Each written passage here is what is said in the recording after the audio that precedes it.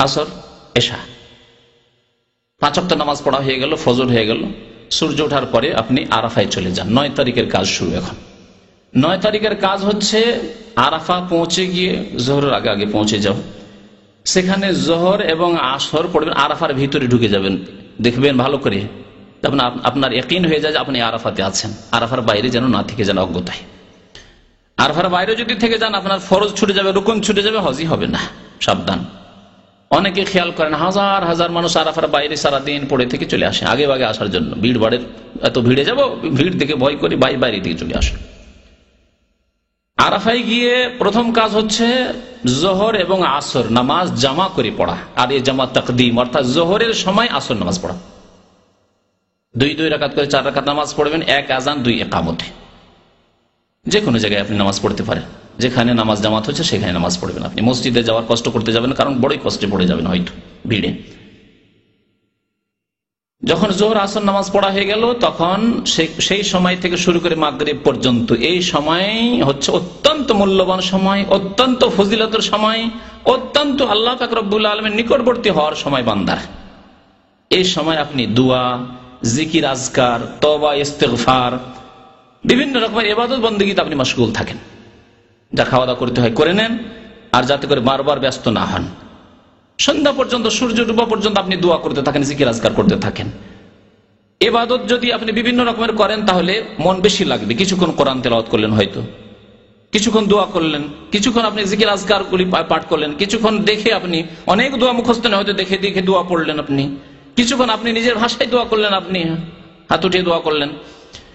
এইভাবে আপনি সূর্য অস্ত হওয়া পর্যন্ত দোয়া, ইবাদত, বন্দেগী, জিকির আজকার মশগুল থাকেন। নবী করিম সাল্লাল্লাহু আলাইহি ওয়াসাল্লাম হাদিস সহিহ মুসলিমে রয়েছে যে আল্লাহ পাক রব্বুল আলামিন ওয়া ইন্নাহু লা ইয়াদনু, বান্দার অত্যন্ত নিকটবর্তী হয়ে যান এই আরাফার দিন, ফি আশিয়াত আরাফা, আরাফার বিকেল বেলা।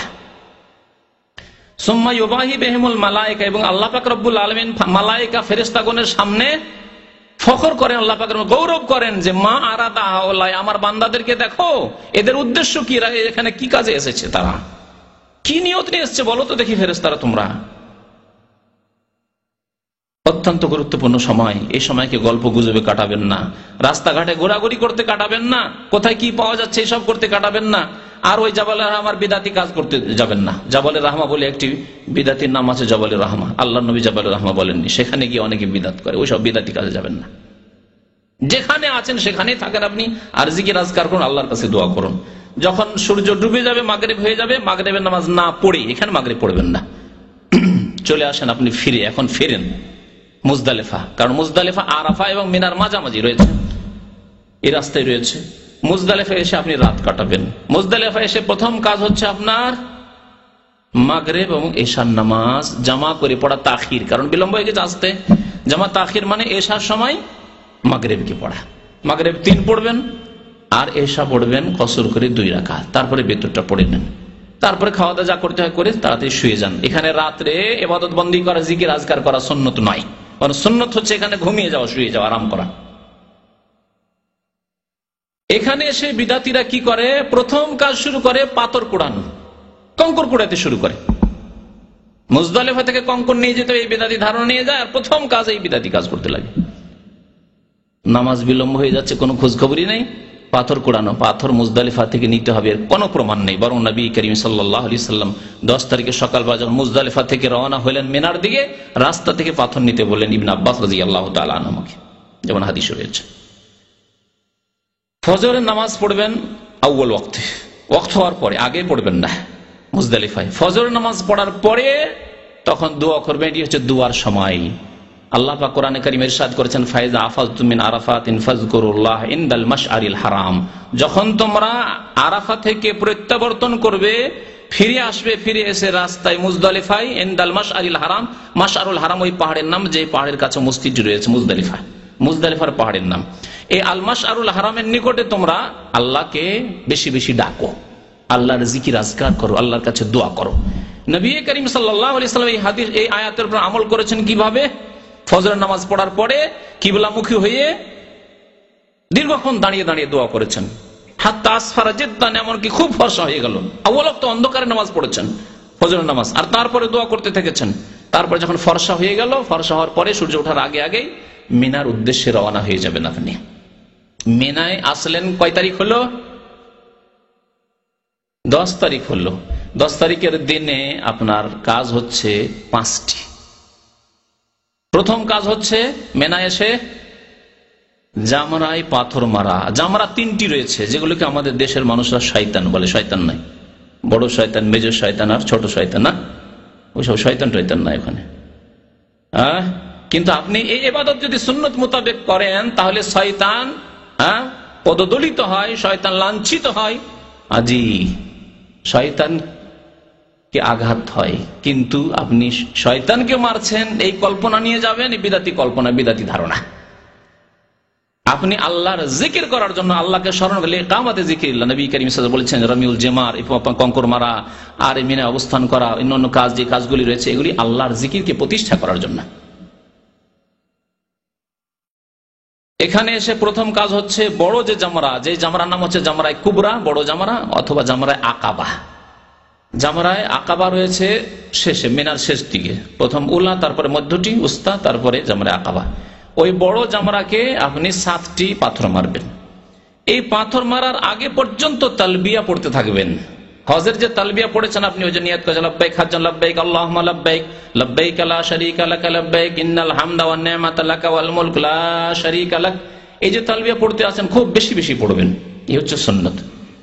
এখানে এসে বন্ধ করবে, যখন প্রথম মারতে শুরু করলেন তখন তালবিয়া বন্ধ করে দিবেন। কি বলে মারবেন? বিসমিল্লাহ, আল্লাহু আকবার প্রথম বললেন, তারপরে আল্লাহু আকবার।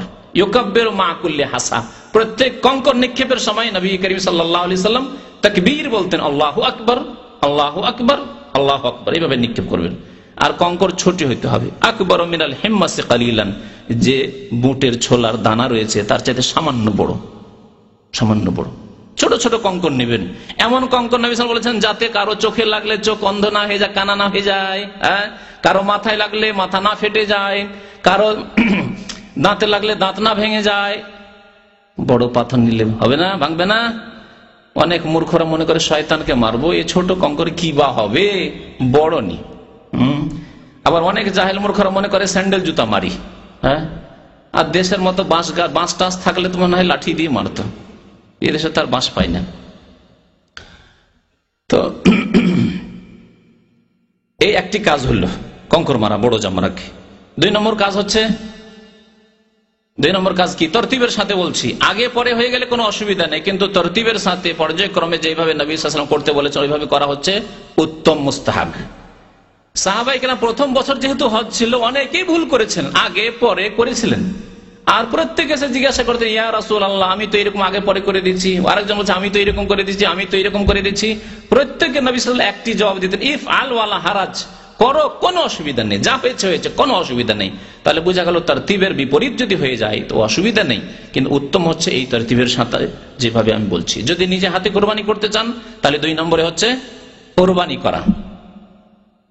আর যদি কোরবানির পয়সা জমা করে দেন কোনো বিশ্বস্ত ব্যক্তি বা আপনার এর কাছে, ব্যাংকে, যে ইসলামী ব্যাংক রয়েছে, তাহলে আপনার কাজ হয়ে গেছে। কোরবানি কখন হবে না হবে ওইসব চিন্তা করার নেই, কারণ আমাদের দেশের মানুষেরা এইসব চিন্তা করতে থাকে, জানি না কোরবানি কখন হইলে না হলে একটু দেরি করি যাতে কোরবানিটা হয়ে যাক।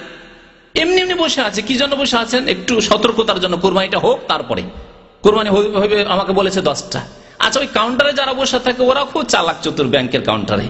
আপনি যেহেতু বারবার করে জিজ্ঞাসা করছেন, আচ্ছা বলেন আমার কোরবানি কখন হবে, 10 তারিখ হবে না 11 তারিখে, আর কয়টার সময় হইলে কয়টার সময় হবে, তখন আপনাকে আপনার মন বুঝাবার জন্য বলে, হ্যাঁ সকাল 10টার সময় হবে।